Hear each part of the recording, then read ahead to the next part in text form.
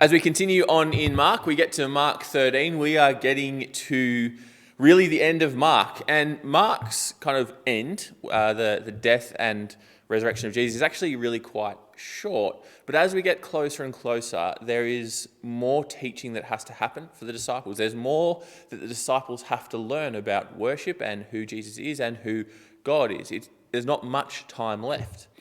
Last week, we saw Jesus kind of talk to the religious leaders and talk about what they're like and kind of what they're like on the outside and what we should be like. The week before that, Jesus curses the fig tree. So there's this time where Jesus is in Jerusalem and he's having significant impact on the people there and on his disciples and really pointing them at where they need to be. A whole heap of this time revolves around the temple.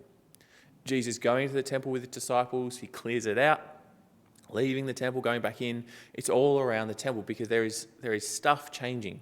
There is teaching that needs to happen around the temple.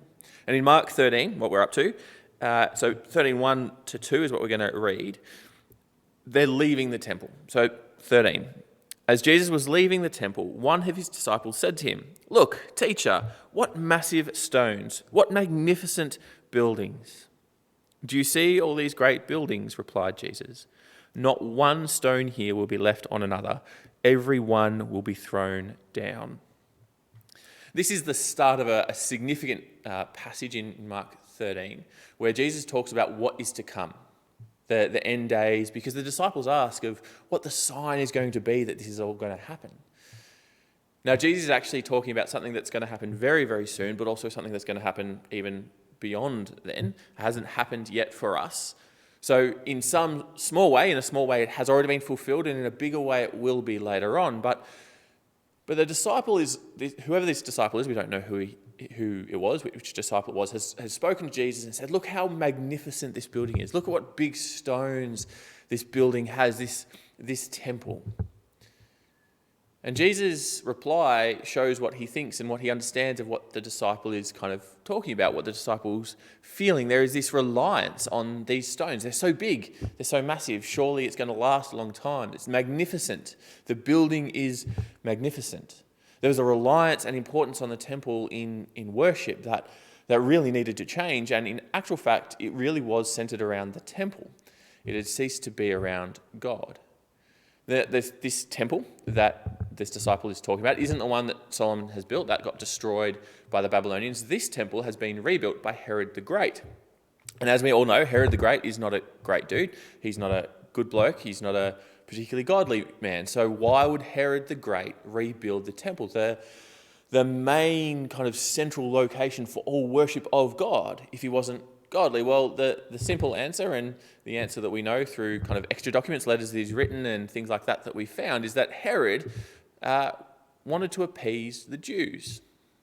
Herod the Great wanted Jewish people to like him and for him to kind of quash any chance of rebellion or unrest, because unrest was a big issue.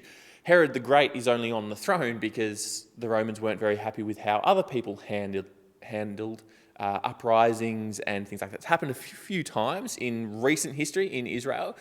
You know, in the Jews had risen up against Rome quite a number of times, and so stability was really important.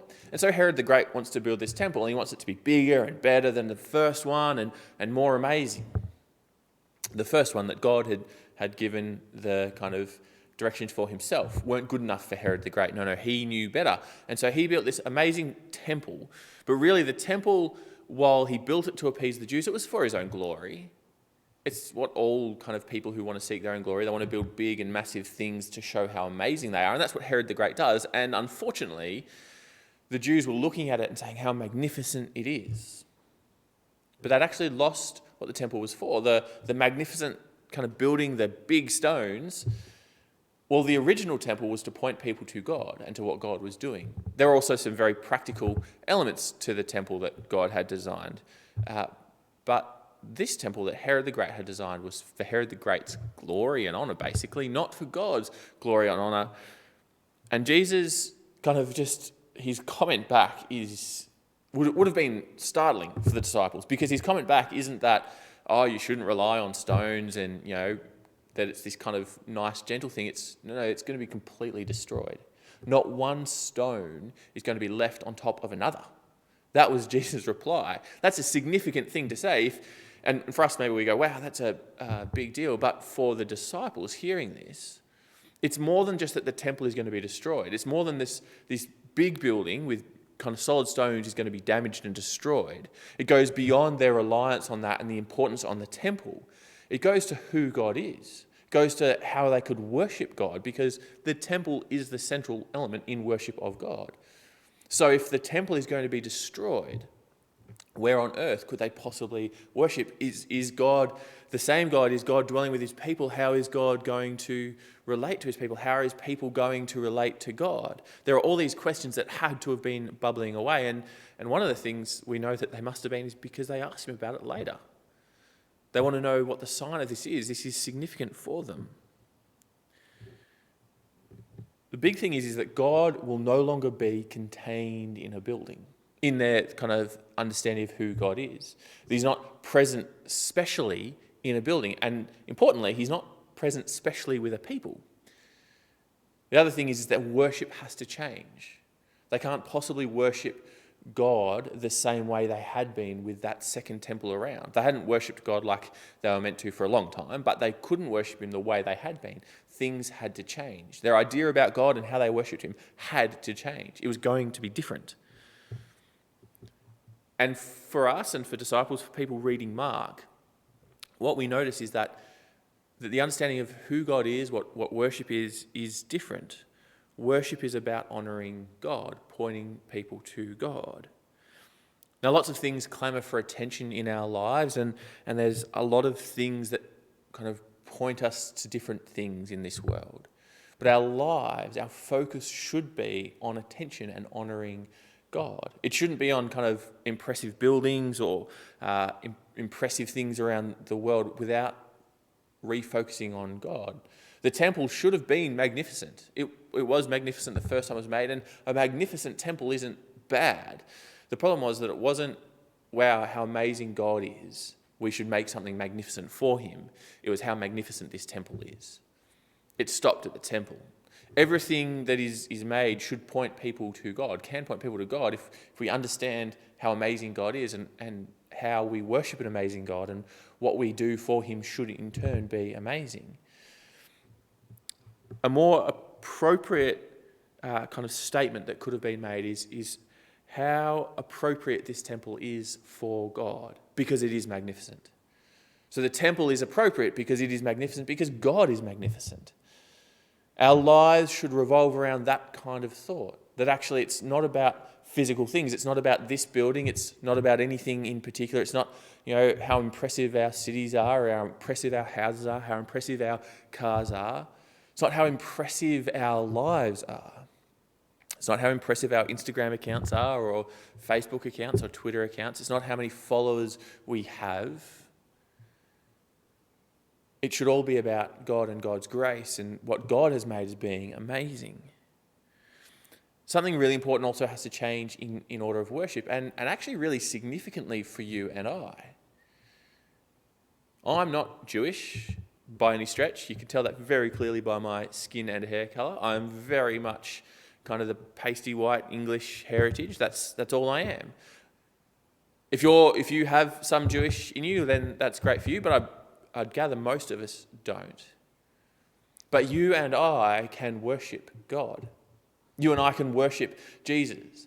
And that's significant. And we might take it for granted, but imagine if the temple hadn't been destroyed, if worship was still centralised around the temple.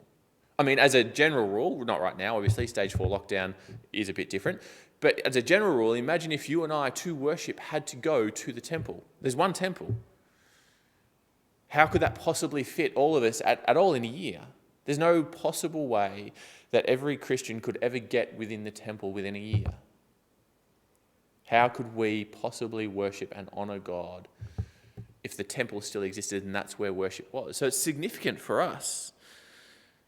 And I think as well, particularly now in our kind of situation with the lockdown and the stage 3 and then stage 4, and we can't come to this building. I know it's not got magnificent big stones, but we can't come into this church building to worship God. We can't go to a different church building to worship God. Our worship has had to change.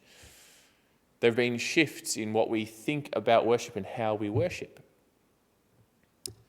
And this is actually quite encouraging for us, because it should tell us to think about how we worship, how we honour God, how our lives revolve around honouring God.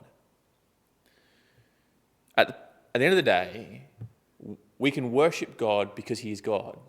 The destruction of the temple is proof, and actually really physical proof, that God is not confining himself to the temple anymore. Worship does not revolve around the temple.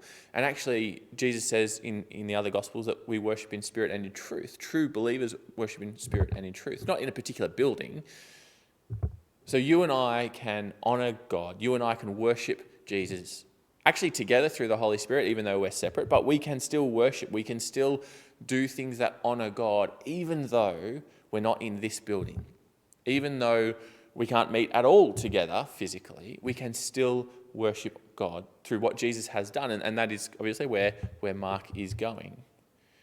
Because at the end of the day, our trust and our reliance shouldn't be on any building, but on Jesus.